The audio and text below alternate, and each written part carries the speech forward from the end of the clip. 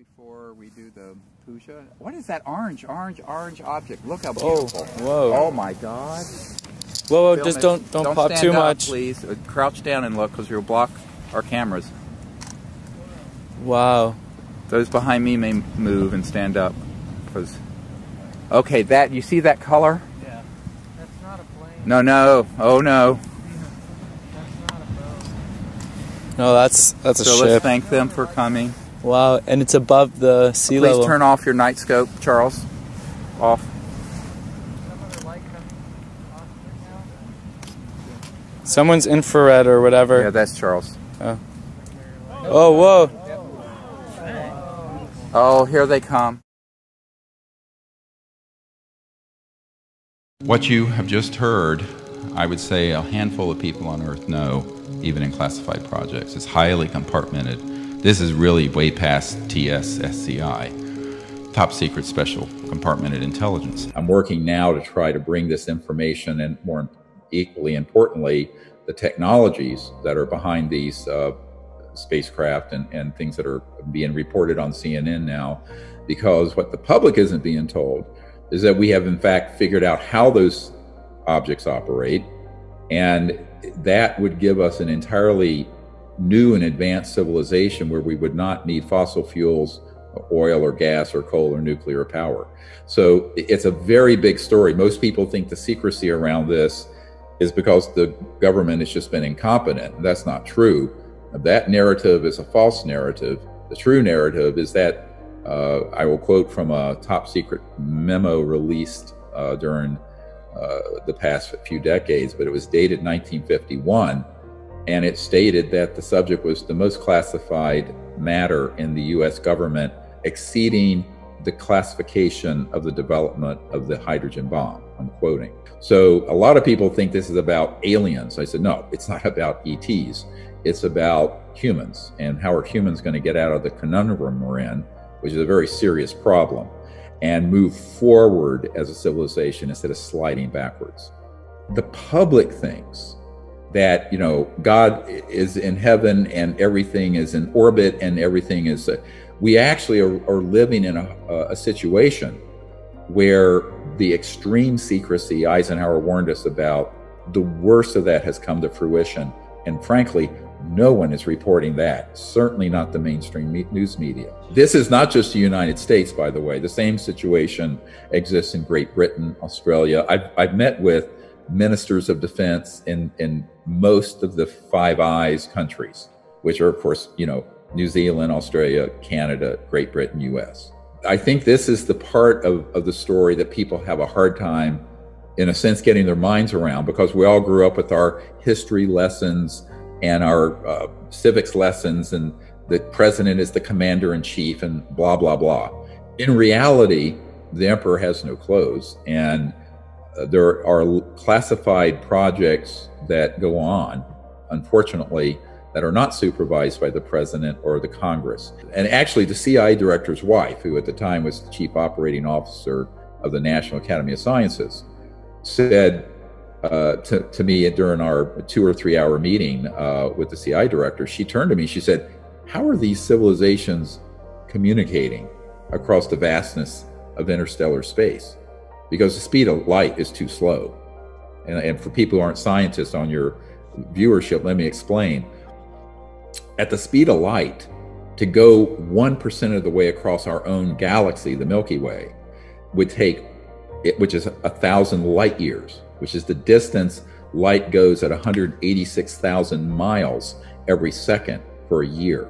That's 1 light year. 1,000 light years is 1% of the way across our galaxy, which is one galaxy amongst trillions. But at the speed of light, for you to even communicate and say, hey, how are you doing? And to answer back, that would be the time since the birth of Christ, 2,000 years, for that transmission to happen with what you and I are using right now on electromagnetic signals.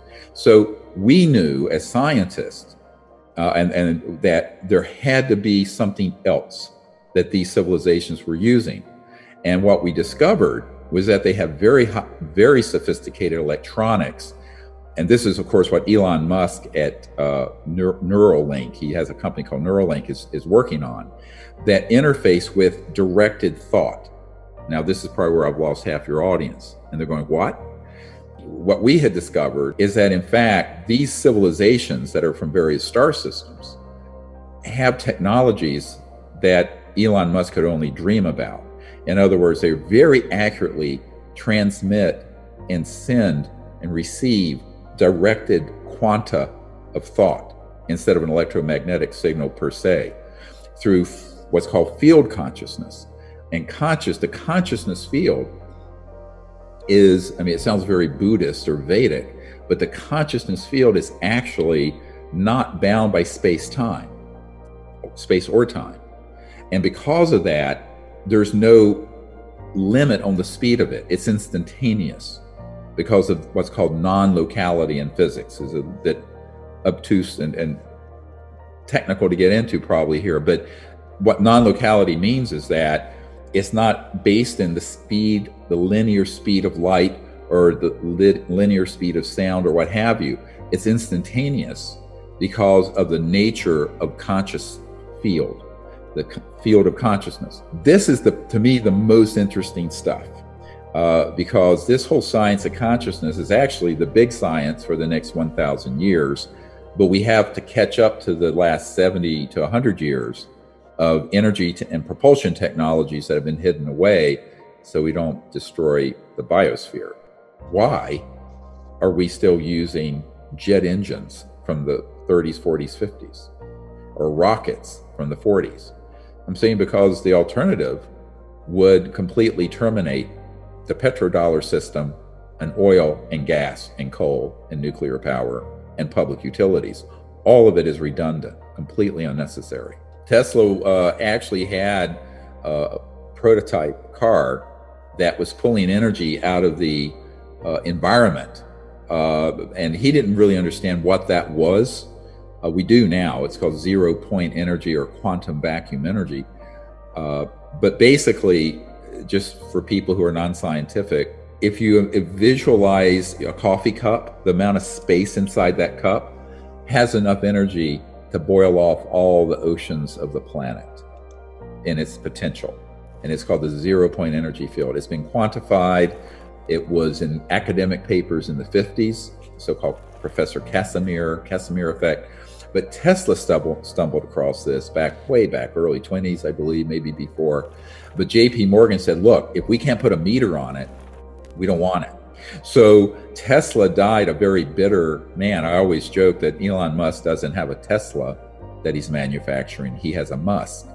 And the reason I say that sort of jokingly is that a true Tesla would never have to be plugged into the grid.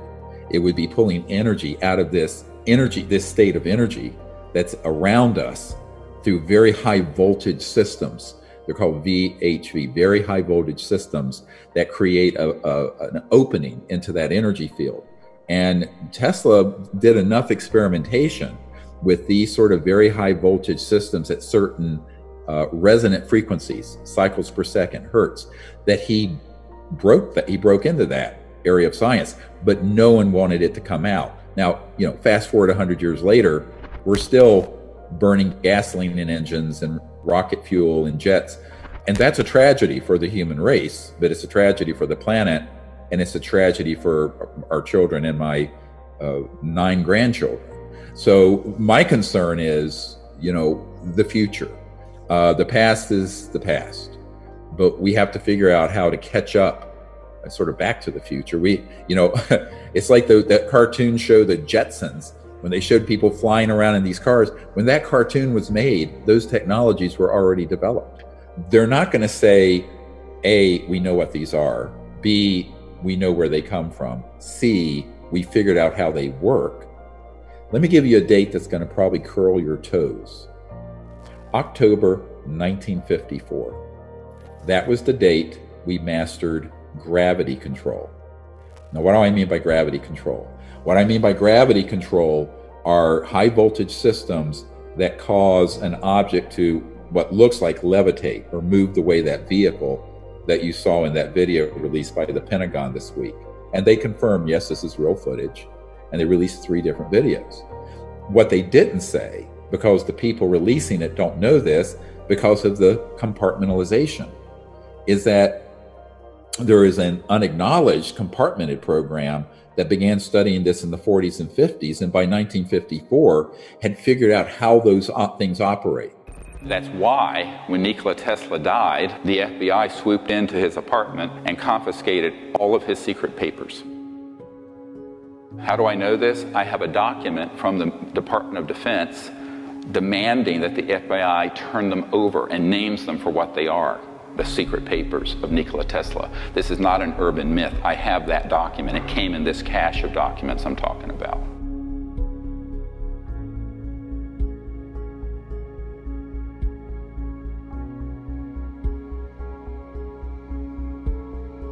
You're conscious and awake. You go to sleep at night.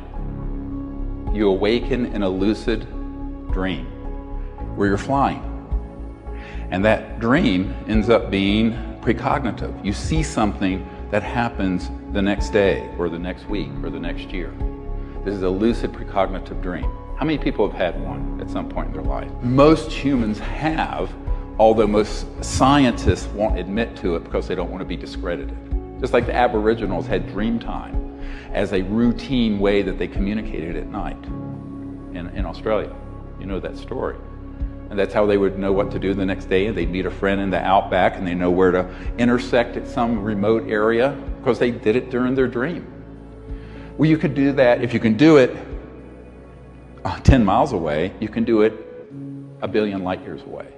Because you've transcended space-time limitation.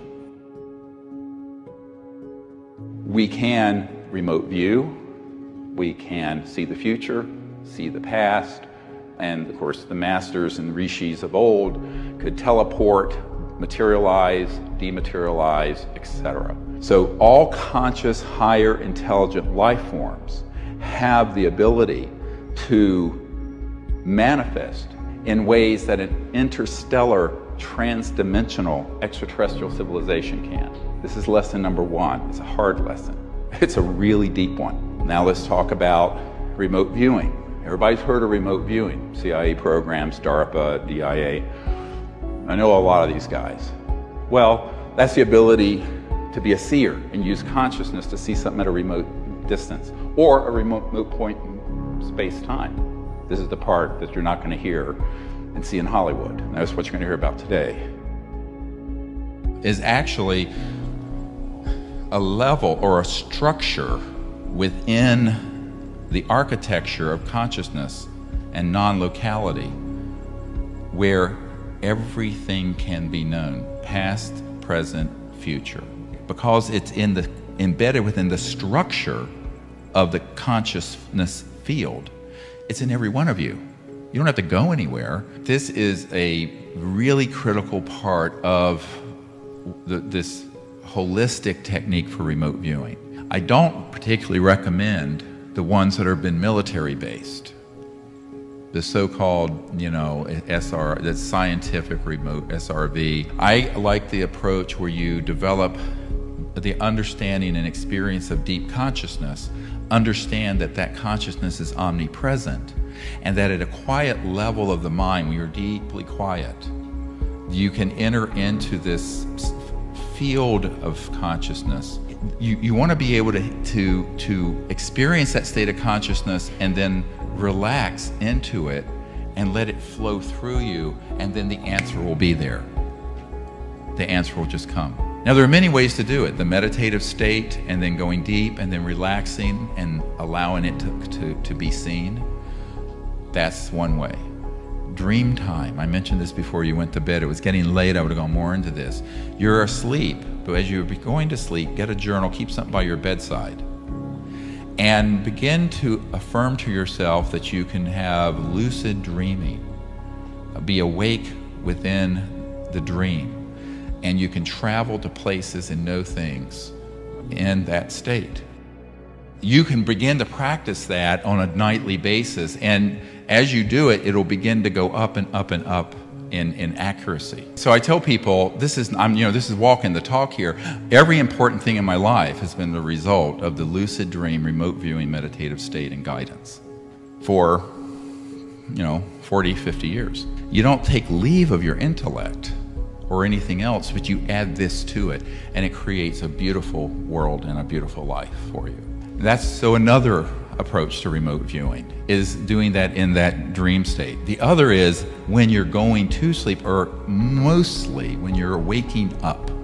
You're coming out of sleep into the waking state, but you're kind of in that drowsy, half awake, half asleep state, but you're rested. At that juncture, the junction between dream and sleep and waking, when you're relaxed, intend to know something, ask to see something, ask to have a problem solved. You will be stunned at how accurate you will become in getting that information. The secret weapon Adolf Hitler was working on was this. Why did it go black? Because they finally figured out how to master it, and they didn't need to have more people joining in. So they wanted to close off that discussion. This is how the spy masters operate.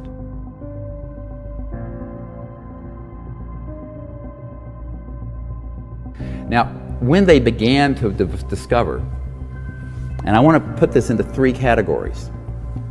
You have assets that are material, stagecraft, and let's call these advanced aircraft of man-made origin, all right? And I'm going to show you some tonight, and it will blow your mind, and it should, but are, things like this. Man-made, anti-gravity, going all the way back to the late 50s and 60s. Triangular, disc, boomerang, etc. What you need to understand is, the gentleman I referred to and other people have confirmed of this time period to me, that around October 1954, we attained gravity control. So gravity control meaning electromagnetic systems that affect an object so it becomes seemingly weightless, levitates, and corrects for gravity. And others were using very high voltage, high frequency systems at certain hertz, cycles per second, that would cause a change in the atomic structure and the magnetic field in such a way that you could essentially cancel mass. Okay, so without boring people with a physics lesson, if you make something close to massless, no weight, but weight is different from mass, massless, then you can accelerate it at enormous speeds with very little power. And it can go right-hand turns, go up and down, and if you can control for the interior at 1G, in other words, one gravitational field, then you can go at 100,000 miles per hour, make a right-hand turn, and your brains don't come out of your ears. The secret weapon that we had was the atomic bomb. The secret weapon Adolf Hitler was working on was this. Why did it go black? Because they finally figured out how to master it, and they didn't need to have more people joining in. So they wanted to close off that discussion. So in October 1954, gravity control was mastered, and we began to build various prototypes of what the public would call UFOs. And some were made to simulate the shape, appearance, and motion of an extraterrestrial vehicle. Because what better way to confuse people than to have something that looks almost the same? Is it gold? Is it fool's gold? Is it real? Is it Memorex? Get where I'm going here? This is how the spy masters operate. So I call those the assets that are material physical craft. Now that's one category. We'll return to this. There's another category, and this is more difficult to understand, and that is electromagnetic assets. And these include electromagnetic systems that could optically, like a very advanced hologram, simulate an event. Electromagnetic systems that have been called popularly electronic warfare systems that are psychotronic and radionic that interface with consciousness and thought, and electromagnetic systems that can affect large segments of the population when targeted. Now, these began to be developed quite in an advanced fashion by the 40s and 50s. And by 1956, it had been accomplished to the point of state-of-the-art. And then the other asset, the third category, is human intelligence, human assets. And these are folks who, some wittingly, some unwittingly, have been provided with a script and experiences that they honestly believe are real, but that have been programmed and are like very advanced consciousness holographic experiences. If you will, electronic hallucinations. Friends, let me listen carefully. Anyone listening, do not think you're going to be off the radar of the sector of the Intelligence Committee working tasked with this issue. No level of encryption, no level of patents, no level of spy versus spy talking in gibberish code over a phone is going to frustrate their knowing everything you're doing in real time. And the only protection there is strategic protection, which is massive disclosure and public transparency of everything you are doing. The quickest way to get killed doing this stuff is to do it secretively. If you do it in full view, you're completely safe. Why? Because the people who are in these covert programs, the last thing they want to do is be caught red-handed in a wet works operation. Wet works are assassinations. A wet works operation with the whole world watching. That's why I'm still alive.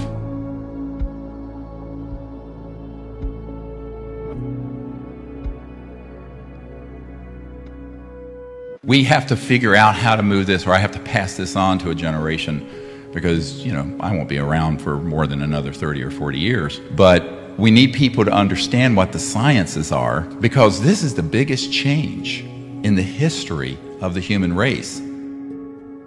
Every CEO and high-tech person and billionaire I've met with wants to do the technology, monetize it, have patents, keep it secret, do the R&D in secrecy, like you're developing another piece of rubbish like this cell phone. This is junk. It's of no real significance at all. Not going to change the world. It's a telephone that you can talk on like in the early 1900s, except it's wireless using the same frequencies of a radio or what have you. It's nothing. It's nothing. Trillions of dollars into nothing.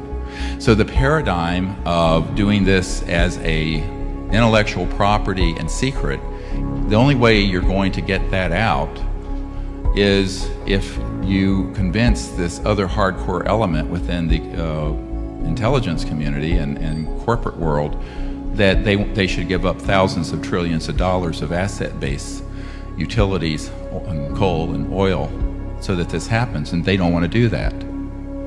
And believe me, there's no, Bill Gates can't take on this multi-trillion-dollar element. Bill Gates has no money at all compared to these guys. What can take them on? The masses of people knowing about it. The lab doing it is live streamed on the internet. It's done fully open source. And the instant you hit the sweet spot in the resonant frequencies of a free energy device, the entire world knows it, and dozens of academic centers reproduce it in real time. You squeeze the toothpaste out of the tube so hard and so fast, no one can put it back in, and the whole world knows about it at each step. Do you want to know how ETs make things? Should we get into that? Because this is actually a consciousness-assisted technology. This microphone and all this stuff has been, we cut down a tree for this. The metal was dug out of the earth, you know, Neanderthal-like, and smelted down and made into metal, and then it's riveted together in bolts and screws. Transdimensional interstellar civilizations, which means the ones that are here and have exceeded the speed of light, have mastered the sciences of transdimensional manufacturing. To wit, they are able to create a standing resonant sonic energy field that is almost like an architectural blueprint of something, like 3D printing, but this is like 4 or 5D printing. Get it? And in that resonant field, then materialize the object, the spacecraft, the piece of clothing from the trans-dimensional interface, energetic interface with subatomic space-time matter, so that the molecules, the atoms, the structures, everything in that is coming through into this dimension of 3D from that deeper interface from another dimension, an energy field, and it just materializes it. Now the word materializes, no one thinks what that means. It's to make material, but you're assembling it from these elementals. I call them the elementals that are subatomic, and then way in past the even 0 point energy field, which is infinite energy, as Tesla said. But in that pluripotent state, you can recruit pure gold, pure platinum, iron, any metal, and biologicals, what have you. So you can then manifest that. I'm trying to articulate something that's a very advanced science in lay terms so that you can follow it. But going back to this concept of consciousness-assisted technology, so if you're connected and you see what you want to manifest, you can connect to a technology that creates this resonant and sonic, deep sonic field that then materializes that object. So not initially, but say, you know, I don't know how many years into the future, we're not even going to need to be having mining operations or manufacturing or anything that damages the earth. It will simply be this kind of high-tech 4D, 5D manufacturing. Forget 3D manufacturing. Look at it this way. Does everyone know what the internet is? You know how it came about? No, it wasn't Al Gore. It was DARPA, the Defense Advanced Research Projects Administration, and the Department of Defense developed it. By the way, they still run it, own it. But the internet, which is really very open source, everyone can get online for free, right? Or you pay a subscription. But the internet itself is free. So what I'm trying to have these folks understand is, let's do this as in place of DARPA, because the government is not going to do this ever. Therefore, there is no equivalent of a DARPA to do this for us. Therefore, let us create our own organization and entity that takes the place of DARPA to create this open source, 0 point, free energy platform where it's shared openly. And then that same group would then be able to take that knowledge and do all the thousands of vertical and horizontal applications. This thing, you use it for a little while, it's dead. What if it had a miniaturized ZPE, solid state system in it, and there was no battery in it, or a tiny little one, just as sort of a discharging release of energy? It never has to be plugged in. Your PC never has to be plugged in. Your refrigerator is manufactured, ships from the factory with a motor. It has a motor in it now, but it's a 0 point energy motor. But the basic energy source and how it works needs to be open source. Does this make sense to folks? Just like the internet is open source. And I'm trying to convince people who are high net worth CEOs, individuals, and also inventors to leave behind this spook model of keep it an intellectual property, have it a trade secret, we'll be so cute, we're going to outfox the secret government, we're going to take the patent for it and divide it into 100 patents and they won't know what we're doing. By the time you've had that thought and it's emanated from your cortex, classified projects know that's what you're going to do. And I'm not kidding. Because they have technologies that are at that level of spyware. What I want to share tonight is personally very difficult. And the reason it is that this issue And this presentation will be the most difficult one I've done in 26 years. I'm accustomed to giving folks bad news. So this is very, very bad news. And I'm not saying that to be at all melodramatic. I'm telling you what the truth is. And the only reason I'm doing this is that there have been information coming in, pinging my system, indicating that we're getting closer to the hoaxing of events to stampede the world into something that would make and look like a picnic. And there are a number of signs that have been mounting on this issue over the last 6 to 9 months. And I'm gravely concerned about it.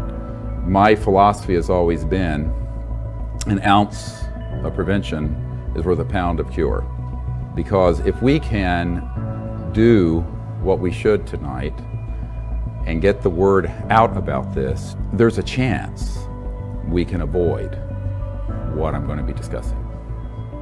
So it's a bit like if you were to tell someone they have some signs for a massive heart attack and it's imminent, and you can do some things right now, prevent it. You can ignore it and have it and have a code blue where the heart stops and you have to be resuscitated. My goal here, using that medical analogy a little further, is to avoid the attack. And in this case, it would not be a medical emergency. It would be a national security and global emergency orchestrated by people who have been planning this since the 1950s. So what I'm going to be discussing is what in the parlance of the Pentagon, CIA, counterintelligence programs is known as a false INW, or a deceptive INW, or indication and warning. And some years ago, I had a meeting with the head of the Defense Intelligence Agency and General Patrick Hughes, and the focus of that briefing, which was quite extensive, was to give him information so that he would not be deceived in the event of a false or deceptive INW, indication and warning. And so you have people who often, you would think, who would have knowledge of these issues, and it turns out they do not.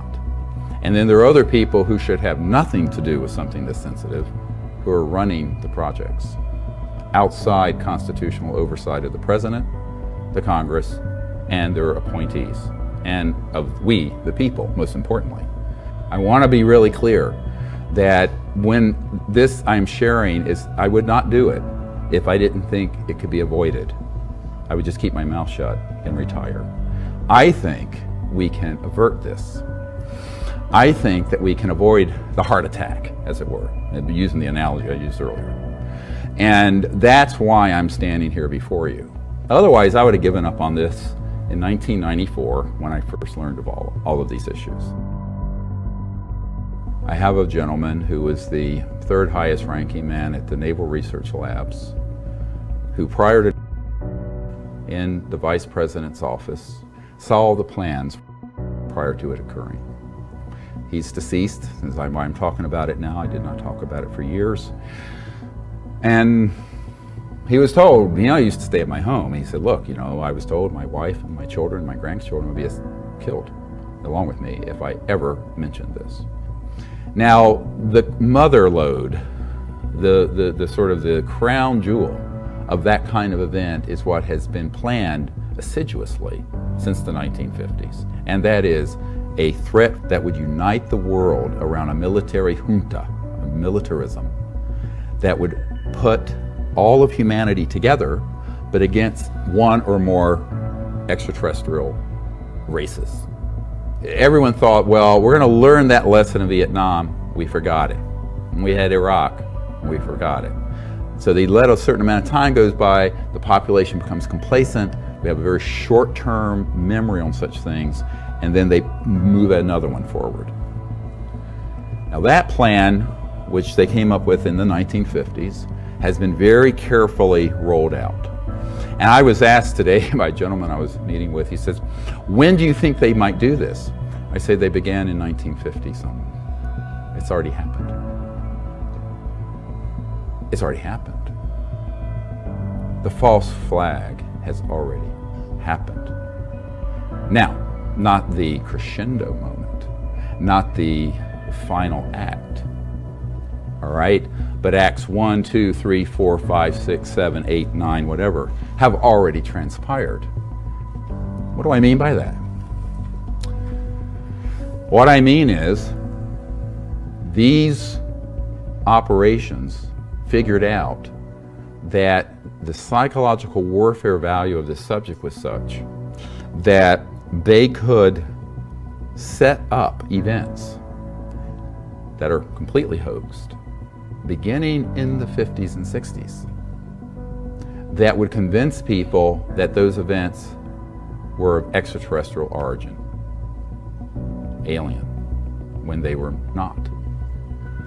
And so blur the lines between the actual ET activity and the human stagecraft, as it's called, that most people, including people at the White House, wouldn't know the difference. The problem is certainly not UFO subculture, and certainly not the media. No one in government I know, for the most part, has a clue. Even mid-level people, functionaries within the majority intelligence committee, MAGIC, M-A-J-I-C, that runs these operations, do not know about this.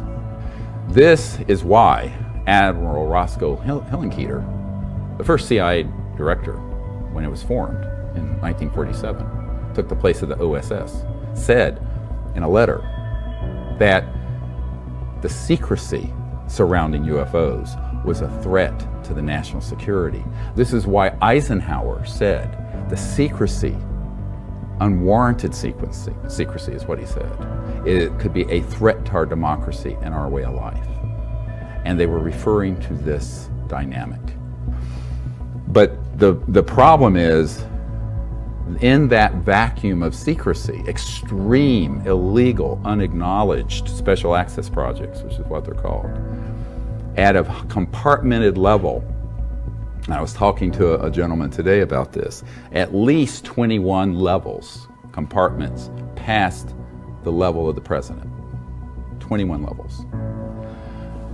That you have a permanent infrastructure that has evolved or spun off from the legitimate government, but that is embedded within the corporate sector, the intelligence community, and the military sector, that is run amok viciously of our liberties and our freedoms. And we'll get into this also. This gets into some issues that are going to make me very unpopular with some folks. I don't care. I mean, we don't have time for that. I don't care if you like me, love me, hate me.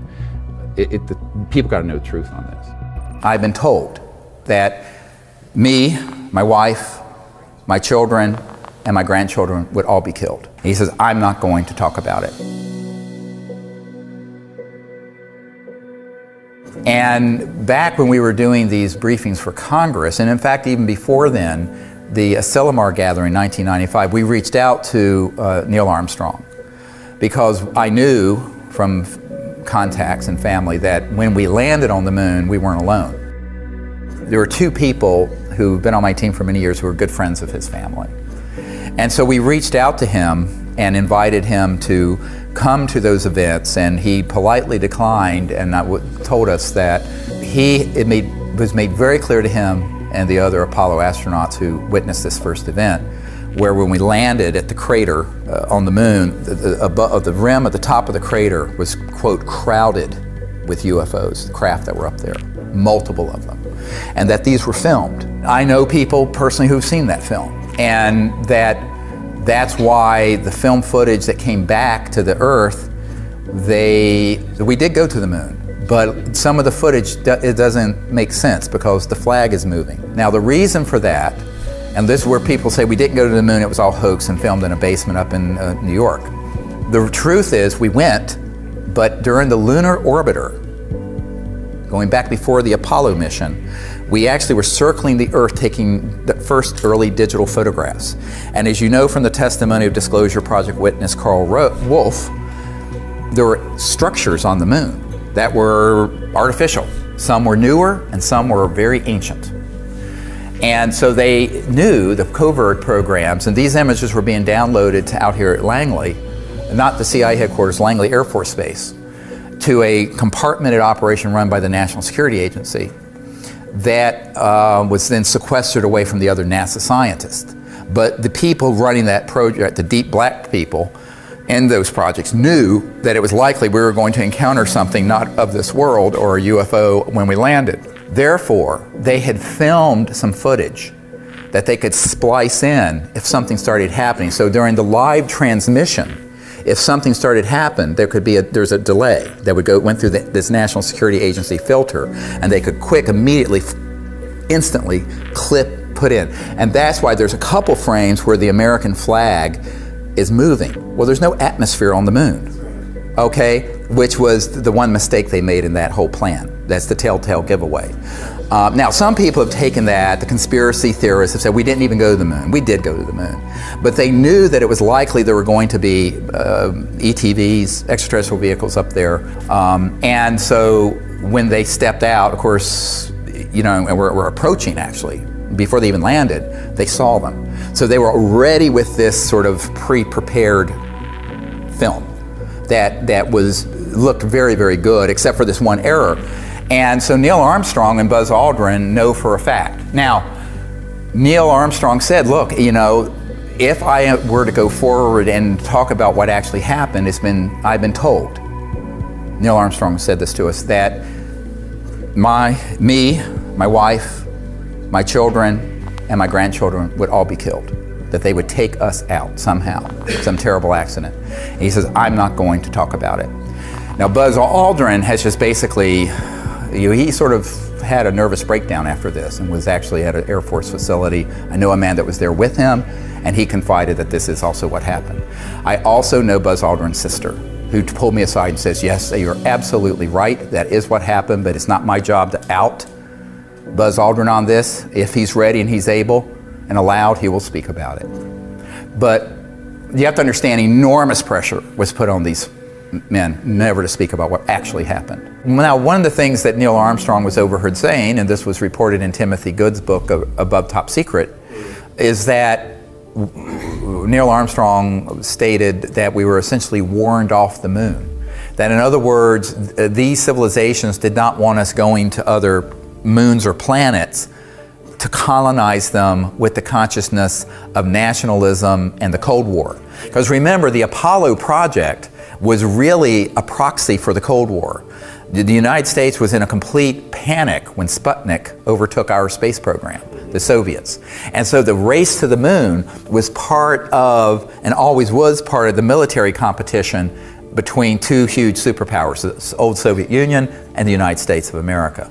And so when we went there, but we went there not as a peaceful world civilization, but as a competing Cold War effort that were armed with thousands of thermonuclear weapons, hydrogen bombs, pointed at each other. That was not the consciousness that the ETs want to see us going into space with.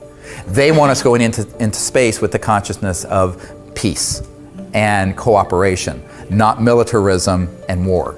So that's sort of your, let's say if there's an entry ticket to space exploration, that's the main one. And we haven't quite reached that point, have we?